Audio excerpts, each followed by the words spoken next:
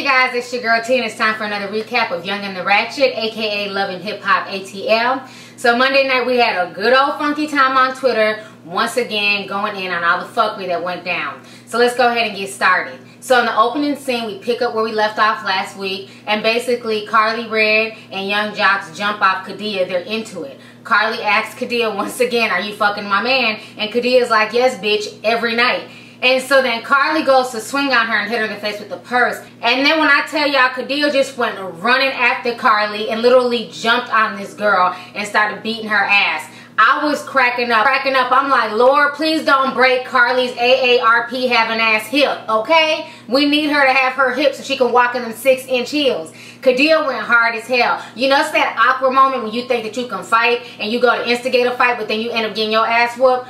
I'm gonna need Carly to have several seats for starting to fight and then realizing at the last moment that her ass couldn't fight worth shit. While they're fighting, security jumps in, breaks them up, and then here comes Young Jock and he's like, "What's going on? Why y'all into it now?" And Carly starts going off on Young Jock like, "She just told me that you're fucking her." And Young Jock is like, "I am fucking her, so what?" And then Carly gets upset. She runs out the house. Young Jock goes running after her. She gets in the car and they start arguing back and forth, and you know, Carly's cussing them out, calling all types of punk ass dudes and hoes and everything else. And Young Jock is like, "If you don't like it, you can get up out my car." And Carly's like, "I'm not going nowhere." And then Young Jock proceeds to get out his car and walk over to Carly's side of the car to pull her out the car. Carly ends up sliding over, and then the bitch drove off into the sunset with his car.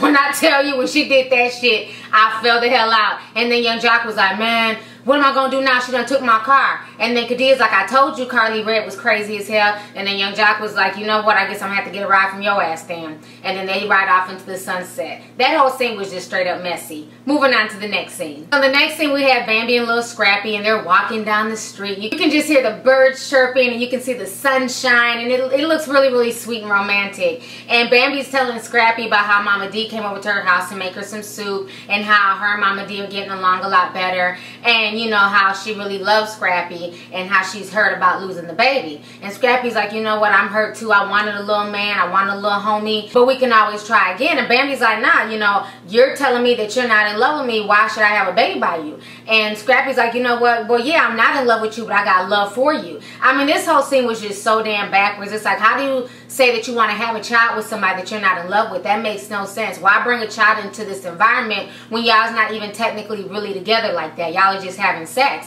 And Bambi, you can tell that she's starved for love and she really wants somebody to love her. It's like this dude is giving you clear signs that he's not into you like that he's not in love with you like that. But Bambi just won't take a hint, and that's just sad that she's sitting here begging this dude to love her, and he's telling her flat out, "Yeah, I got love for you. You know what I'm saying? You can be my baby mama, but I'm not gonna wife you up and I'm not in love with you." Anytime she wants some shimmer, aka a ring, and Lil Scrappy's like, "Nah, I'm not down to do all that," but yet and still he's down to have a kid with her. I mean, the whole situation is just backwards as hell. Moving on to the next damn scene. So in the next scene we had Tammy Rivera, and she's meeting up with Jocelyn, and they're meeting up to just basically just, you know, chop it up. Jocelyn calls her ass giving Tammy all types of marital advice, which I find funny coming from somebody who's not even really married. Either one of them know if they got married July 29th or June 29th. I mean, their whole situation is a mess, but yet and still she wants to give Tammy Rivera all types of advice. So Tammy tells Jocelyn that, you know, basically Mama Deb is planning their wedding, and she wants something small, but Mama Deb is really excited. She wants to do it big.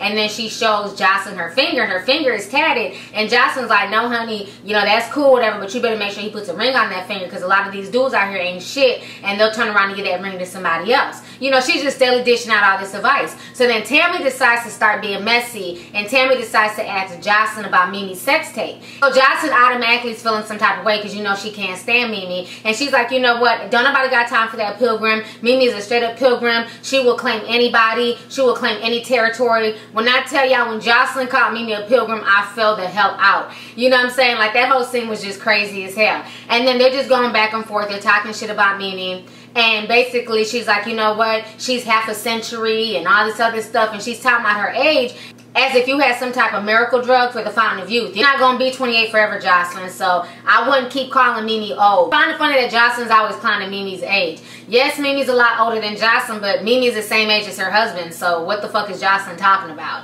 But anyways, moving on to the next scene. So the next scene we have Scrappy, and once again he's going over to his so-called friend's house, Erica P. And Erica P is being thirsty as hell. She has on some little booty shorts and some tube socks all the way up to her thighs, you know, and literally it's just showing ass. And I'm sitting here like, okay, this woman is trying really, really hard to get Scrappy's attention. Scrappy is steadily telling Erica that he's trying to be a good dude, that he's with Bambi and he's trying to be faithful to Bambi, but Erica's not buying it. It's like Erica just wants to be with Scrappy. That's my issue that I have with a lot of these women on this show. It seems like a lot of them are cool with being the side piece, being the jump off. These dudes be in relationships, these females be knowing it, they do not care whatsoever. And then Scrappy proceeds to tell Erica about Bambi's miscarriage. And Erica's like, oh, so because she had a miscarriage, is that why you're over here with me now, trying to get with me? And Scrappy's like, nah, you know, you're my friend, I'm just letting you know what went down. And Scrappy to me is in the wrong. It's none of Erica's business. Erica's not cool with Bambi like that. Erica's obviously in competition with Bambi. So why would you tell Erica anything about Bambi's private situation? I mean, that whole situation was messy. Moving on to the next scene. In the next scene, we have Jocelyn and Tammy once again. Jocelyn invites Tammy to come and basically pick out some outfits for her for a photo shoot because Tammy is supposedly a stylist. So Tammy gets there and they're having a lot of conflict with each other. You can tell that they're both clearly in competition with each other. Jocelyn's trying to keep the title as the head sexy bitch, and Tammy's, you know, she's a pretty girl. And I think that Jocelyn looks at her as competition because Jocelyn's throwing all these little slide shots at Tammy and talking shit to Tammy and, you know, saying like Tammy's fashion sense is off. Jocelyn, for the life of her, does not understand why anybody would do a photo shoot and not want to show their ass. She says that the only reason why you're supposed to do a photo shoot and be on a magazine cover is to show off your tits and ass. Don't nobody want to be dressed like no grandmother or nothing like that. So Jocelyn's a trip. So her and Tammy are going back and forth. And basically Tammy's like, you know what, I don't understand Jocelyn's sense of style. He feels like Jocelyn's sense of style is just tacky. It's over the top. It's too overtly sexual. And it's like, you know, why are you trying so hard? You should exude some type of class when doing a photo shoot. They basically have two totally different styles. They didn't gel with each other at all. So Tammy decides to leave altogether. Moving on to the next scene. So in the next scene, Carly Rae decides to plan a little lunch with her girls. Erica Dixon shows up and so does Rasheeda. And we have not seen Erica Dixon since the whole O'Shea / O'Broke situation. Carly says that Erica's at home chilling with O'Shea because he's fine and everything else. Erica's like, no, I'm not. I'm busy working and handling my business. So then they ask Carly Rae what's been up with her, and Carly just gets real sad and she starts telling them the whole situation that went down with her and Young Jock and Kadia. So while Carly's spinning this story to Rasheeda and Erica, all of a sudden, right on cue, here comes Young Jock. He shows up at their restaurant, and Carly says that he only showed up because he knows her every move and because she goes to the same restaurant every other day.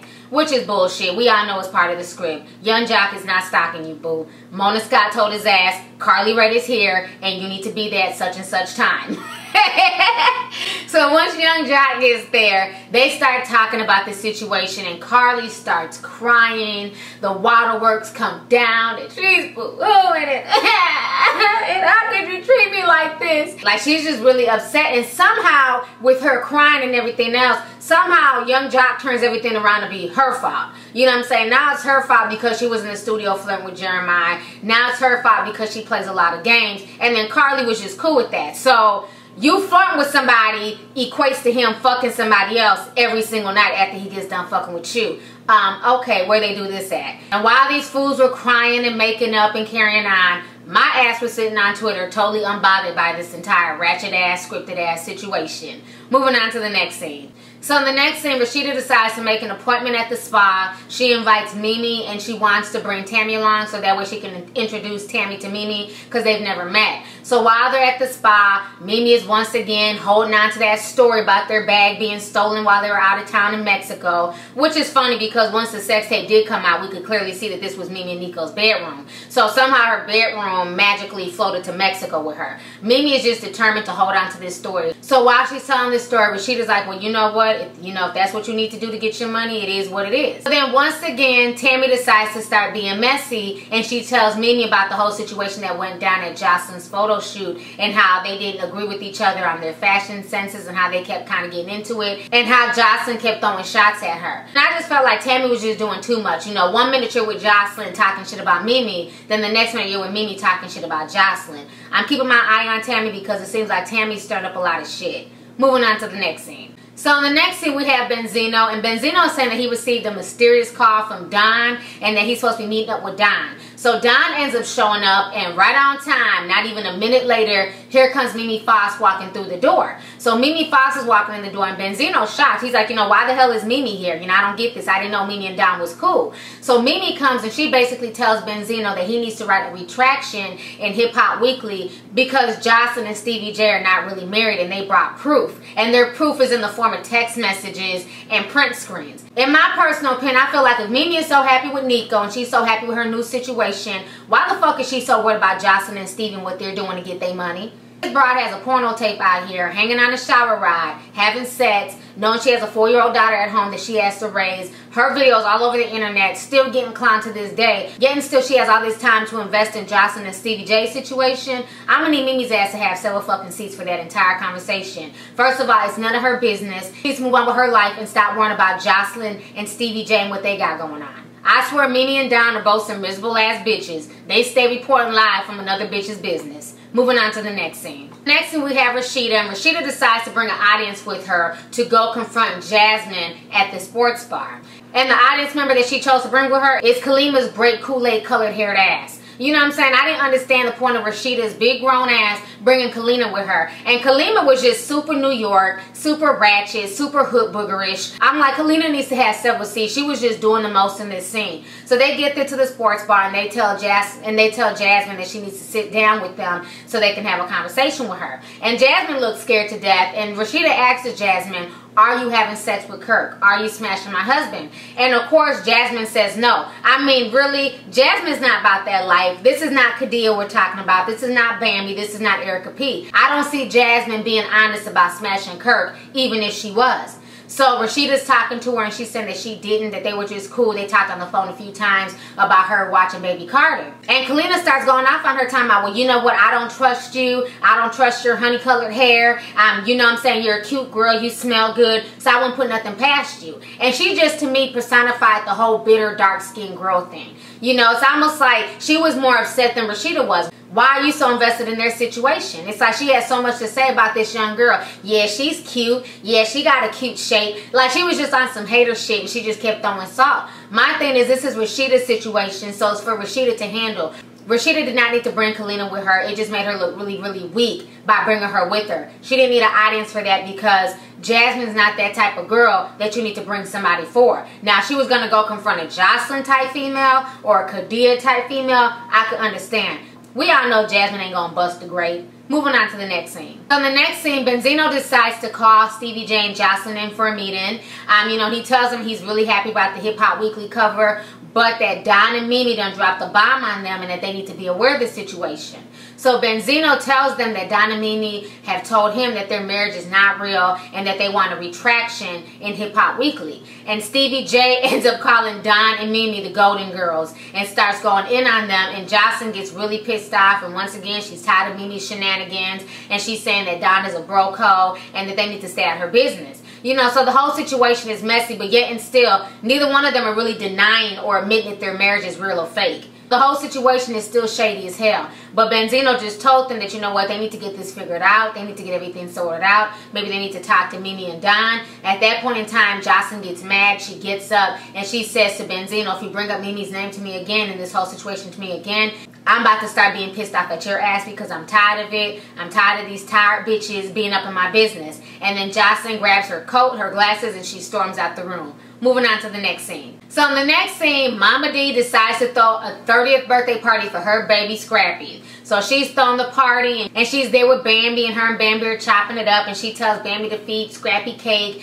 and you know, they're having a good old time. And then all of a sudden Erica P walks in and Scrappy goes over there by Erica to go talk to her, and then Erica hugs him and kisses him, and Bambi and Mama Dee are looking like, who's this bitch? You know what I'm saying? Who's this egg? Where did she come from? So then Mama Dee and Bambi decide to go down there and go figure out what's going on. Mama Dee's looking her up and down like she wants to have sex with Erica, and she's like, Erica's, yeah, she's cute, she got some ass on her, but what the hell's going on here? And then Erica, you know, tells Bambi, you know, I've heard all about you, how you doing? I'm Erica. And Bambi's like, well, who are you? Because I've never heard nothing about you. And Erica then proceeds to say, well, I'm sorry for your loss, I'm sorry for everything that happened with you and the miscarriage. And Bambi's looking at Scrappy like, what the fuck is really going on here? Why are you telling this bitch that I don't know my business? And Scrappy's like, well, that's my friend, and I was just, you know, telling her about some stuff because I was real hurt. And then Erica decides to keep running her mouth and being messy. When I tell y'all this had to be the quickest damn sucker punch I have ever seen in my life, Bambi's ass did not blink, and we know damn well Erica P's ass was not ready when she got hit dead in the fucking face. Bambi balled up her fist and was like, bam, shut the hell up. I fell the hell out when I seen that shit. I was like, Bambi ain't no joke. Her ass went Compton on motherfucking Erica P quick, fast, in a damn hurry. I don't know if Erica P missed the first season of Basketball Wives. Y'all remember Malaysia did Laura Govan the same way. Them damn girls from Compton, they don't play that shit. About to be messy and run your damn mouth and not expect to get punched in the damn face. I don't disagree with nothing that Bambi did, because at the end of the day, it was not Erica P's place to run her mouth or say anything about Bambi's situation, about the miscarriage. And also, like I said before, Scrappy had no business telling her anything. So Bambi also needs to be mad at Scrappy as well, because Scrappy was being messy by even going back and telling his little side piece, you know, his situation with Bambi. So anyways, that was my recap for this week's episode of Love and Hip Hop Atlanta, aka The Young and the Ratchet. Go ahead and leave a comment. Let me know your thoughts on this week's episode. What were your favorite parts? What parts did you hate? And what did you think about Bambi punching Erica P dead in the damn face? Go ahead and leave a comment. Let me know your thoughts. And don't forget to follow me. I am @LovelyT on Twitter. Alright, deuces.